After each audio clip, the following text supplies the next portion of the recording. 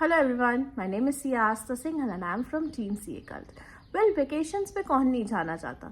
As soon as you get leaves, you want to go on a vacation, चाहे वो short हो या long.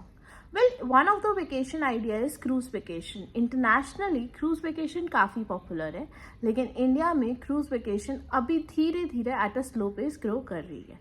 It is still growing, but it needs a lot of development. Well इसी development को देखते हुए section 44 BBC introduce किया गया है in finance act 2024 which is applicable from 1 April 25.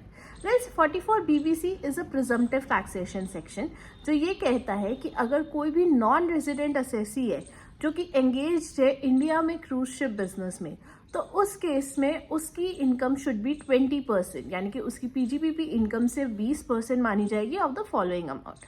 The amount paid or payable by any other person to the assessee or to any person related to the assessee जो कि engaged है in the carriage of passengers. यानी कि जो भी amount कोई भी tourist पे करता है, कोई भी पर्सन पे करता है उस नॉन रेजिडेंट असेसी को जो कि एंगेज्ड है बिजनेस में या किसी और पर्सन को ऑन हिज बिहाफ, ताकि वो उस पैसेंजर्स को कैरी कर सके. एंड द अमाउंट रिसीव्ड और रिसीवेबल बाय द असेसी और any other person on behalf of the assessee for carriage of passenger.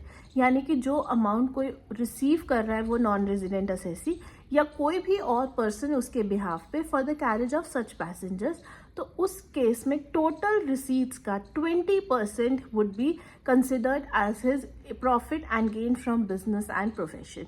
Well, जैसे मैंने बताया this section is applicable from 1 April 2025. इस सेक्शन को इंट्रोड्यूस करने के लिए दो कारण है. नंबर 1, जो ग्लोबल प्रैक्टिसेस हैं इंटरनेशनल क्रूज की, उसका फ़ायदा इंडिया भी ले सके एंड इंडियन टूरिस्ट उसको एंजॉय कर सके.